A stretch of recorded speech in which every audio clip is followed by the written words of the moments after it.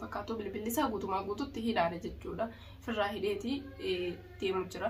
Maaliif inni mixiyyoodha yoo raqama kiyya sabaadha yoo hin kennin jeen illee dirqama sabaanni kanniti. Maaliif bakka inni jiru iyyaafachuudhaaf akkaataa inni keessa jiru baruudhaaf. Assalaamu alaykum warahmatullahi wabarakatuh. Kabajamtootaa fi hordoftoota keenya akkam nagaa fayyaadhaa jirtanii baga jiraattan isin jecha alhamdulillah kunuun nuti sirraa baga jiraattan isinis galata rabbiiti.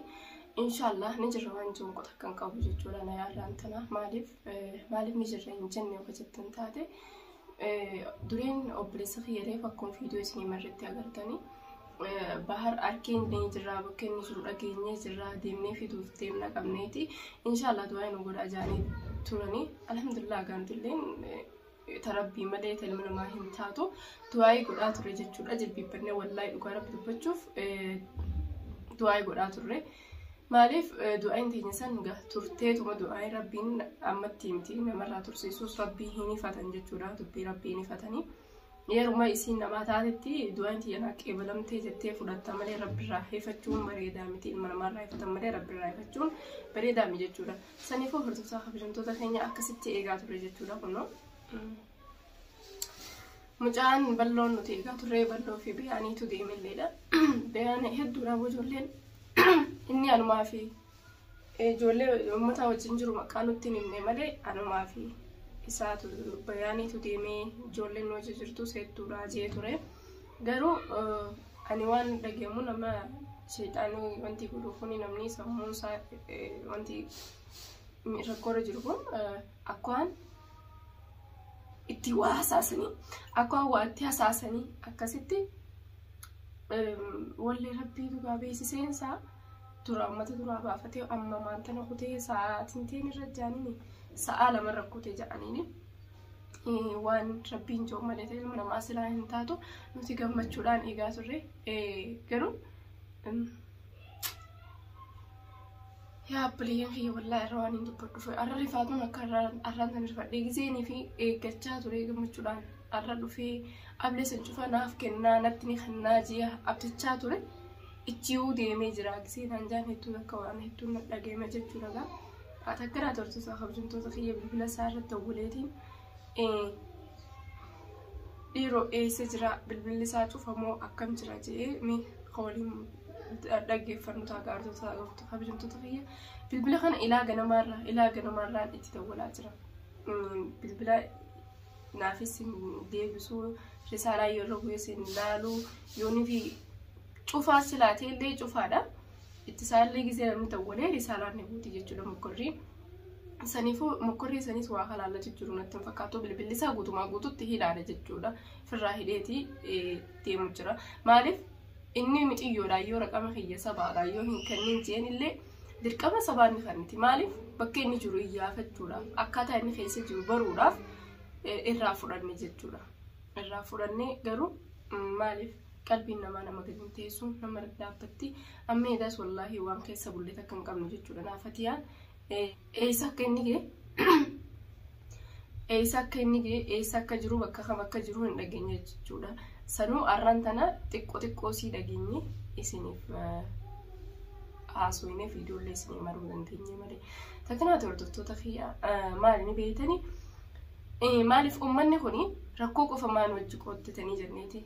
Balloos gammachuu isaan wajjin qooddatanii jennee isiniif dhufne. Garuu gammachuun teenyallee nu duraa karatti haftee hin dhaggamne. Hanqasuma gaa odumee san agarree hanqas gammaddan rabbiin jee malee silaa gammachuun teenya bakka nama geessi. Takkanaati hordoftoota kabajamtoota kiyya maali du'aan teessa wallahi takka nu fayyaddi. Eessa akka jiru dhabnee eenyu kana cal jechuu jirru kunoo arraan tana naasana jechuu baarraa uduu jechuudha.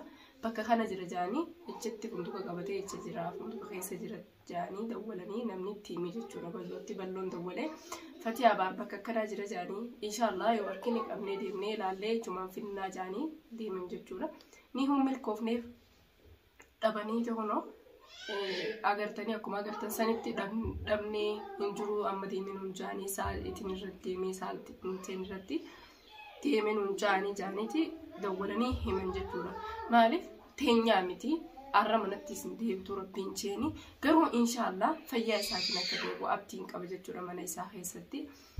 yoo rabbiin garteemi anaa fi isa haadha takka irraa kan nuti hedduu takka arraan tana rifadhee waa hedduu na dhageemi rifaatuun akka arraan tana rifadhee takkumaa rifadhee tuun beeku inshallah akka inni deebi'u akka inni dhufuus abdiin qaba jechuudha akkasumaanuu hin deebinee balloon fi biyaanillee hin deebinee ijoolleen akkuma isa finnu malee akkamiin mana deebinaa yoo argine malee jaanan malee funtallee fatii haa dabalanii inshallah nuti hin deebinuu barbaanne isinii deebisnaa khabara jaarii ammallee akkuma reefu isin jenne khabara taa'anii eeggachuu jirra jechuudha fatii adiis ijoolleedhaaf mana keessa mashguula ta'uu gabbaate tippatanaan anilleen viidiyoo tole isinii maruu dandeegaa hordofsa kiyya fatii ani eessatti jiraa kuttuu jettanillee fatii an haadha ilmaaniitiin as fiidichi fiidi akka kiyyaatti hin teessu jechuudha garuu anilleen kanumaan ilmaan isaa jettu mashguula ta'uu jiru garuu haadha isiin waa hunda isitti himatan anarra isitti irra himatanii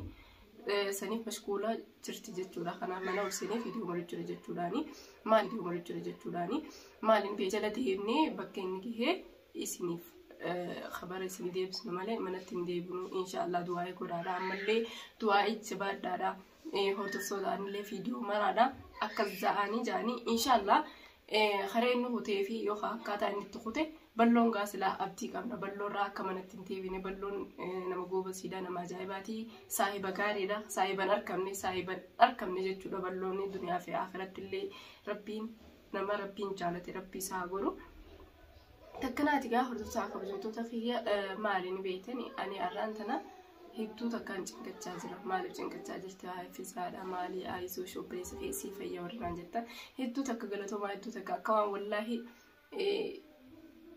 waan guddaa takkana wanti isaanii takkatti isin laalu jira hedduun isin galatoonfadha bilis dhiifamataa ammallee yoon kan hin dogoggorate isin dubbadhu taa'ellee naaf badiitiyya naaf radabaadha obboleessa kiyya arraan tana ani yoon dogoggorellee intala dhalaati kan namatti hin dogoggorre rabbii tokkicha qofa jechuudha namni ilmi namaa kan lubbuudhaan jiru kan hin dogoggorre tokkollee hin jiru jechuudha dogoggora kiyya boodaaf naa dhiifadha yoon hin rakkoo qabaadillee boodaaf naa dhiifadha maaliif yeroon ifin cinqaa kana keessaa achi ba'e yeroo rakkoo kana keessaa achi ba'e ati nama akkasiiti jettanii yoon ifin badii qabaadillee takka takkaan natti himachuu dandeessan garuu arraan tana warreen koomentiidhaan naa barreessanillee du'aa umanaa godhaa jechuudha du'aa hin teessan hedduu takka na gargaarte obboleessa kiyya jechuudha obboleessi jechuun ani osoon hin beene ni beektan isinis hanga irraa eessa turte warreen jettanii ilaa irraa koomentii naa barreessaa turtan isinitti himeetiin ture akkanaa obboleeyyan kiyya bakka kanaatiif hin deemalee obboleessa kiyya irraa baqadhee kan inni dhukkubsachaa jiru kan inni rakkoo meeqa keessa jiru dhiiraa wajjin jaalala dabarsuutti hin jiru jaalala tolutti hin jiru jee isinitti himeetiin ture viidiyoon inni gadhiisaa jiru jechuudha viidiyoo torbee meeqa dura waraabne naaf aymanii viidiyoo san gadhiise malee viidiyoo ammaatii miti kanaafuu dhiifama narraa taajee isinitti himeetiin ture maaliif abbummaan fadheehu anaa miti adawwiin feete tan biyya namaa keessa jirree ta biyya sii keessa obboleessa siitii hojii jirtuufu maaliif haadha abbaa sii irratti hin dhiiftu obboleessa kiyya jettee qoma laattee moggaa dhaabbattee rakkoo isa dhuftu faa waliin hamminatti jechuudha garuu arraan tana naaf inni anaaf isa qofa biyya namaa keessa jira jechuudha haadha abbaa keenya biraa baqannee biyya namaa keessa biyya baqaa keessa jira jechuudha biyya baqaa kana keessatti yoo inni miidhame yoon an miidhame isumaan miidhaa keessan deemee bakka rakkoo jirutti bakka du'aan kiyya jirutti furmaata na fida jechuudha akkasumatti anilleen bakka du'aan isaatti argamu bakka dhibeen isaa jirtu anumaatu furmaata isaa anumaa fi fatiyaarreen chaartii qaba ilmaan qaba saahiballee saahiba gaarii qaba numaatu deemee itti barbaada jechuudha maaliif obboleeyyiin walii gaachana saniifuu hordofaa kabajamtoota kiyya warreen akka jechaa jirtanillee please waan qabdan cufa yoo aariin irraa qabaattanillee keessaan kottaadha irra guddaan bilbila kiyya ni qabdanii waatsaappii kiyya irratti kottaan ogorfadhaadha tokko warreen waatsaappii irra dhuftanii hafiza aizoos obboleessa keessii fayyaa obsiyaan obboleessa keessii fayyuu hin buuhin hin cinqatiin namni hin miidhamin jiru kan hin dhukkubsanne sheexaana qofanaan jechaa jirtan hedduu tokko galatoomaadha maqaa keessanii natti hin tolu jechuudha abbaan beeka jechuudha warreen na galatoonfachaa yookaan naaf du'aa godhaa yookaan hedduu takka na jaalatu ni beekanii isin cuftiin ka'uma na jaalattan warreen keessaan dhufaniin baana warreen keessaa dhufan hedduu takka galatoomaadha akkuma ani sin jaaladhe yoo akkuma isin jaalatanitti illee rabbiin isin haa jaalatu jechuudha. Inshallah hordoftoota kabajamtoota kiyya baar keenya akka fayyaadhaan na dhufu abdii guddaa irraa qaba. Ta fayyaadhaa turetti deebinullee boodetti deebinullee akka inni mana kan deebi'u abdiin qaba jechuudha. Inshallah maal inni beeytanii dhugaadha ablee dhiiraa kan nuti dee dhiirtilleen walitti qabamtee ijoolleen abdiidhaa balloodhaa beeyaanii ati namni kuusa duubarra jiru ka sodaatetti ichi deemuuti deelleen hedduudha jechuudha.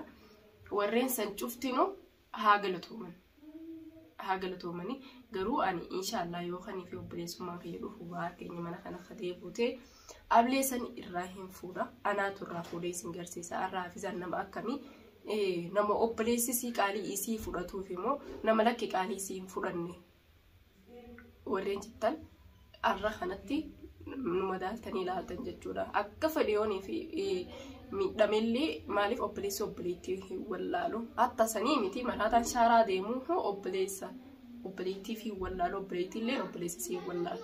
Saniifuu akka inni wallaalle maaliif miidhamee akkasi shaaraan kun fayyaa qaba. Maaliif fayyaa qaba jechuun anillee hin agarre garuu waa'ee takka gisee Fatiyaan na himtu Fatiimumaa wajjin malee ilmaan isaa hedduu jaalata. Saayiboota isaa warra wajjin deemu hedduu jaalata. Mana dhufullee yookaan hanqa balloo bira ture akkamiin balloo bira ture jeetiin gaafadhee ture balloo bira nagumaan ture jechuudha. Maaliif inni wanni jibbu wanni dhageetii siin barbaannu warri hatta sagalee siillee dhaga'uun barbaanne Fatiyaa qofa. Garuu maaliif akka Fatiyaa tana jibbu hin beekne mungkin akka Fatiyaa tana jibbee Fatiyaa irraa kophaa ba'ee jiraatu itti waa godhamu akkamii namaaf hin galu jechuudha. Kuni inshallah yeroo gabaabaa keessatti adda nu baafamuun ifa jechuudha. Adda baafne waan bal'inaan akkam akka ta'e rakkoo isaa takka takkaan inshallah isin bira geenya isin bira geessisnu ta'a.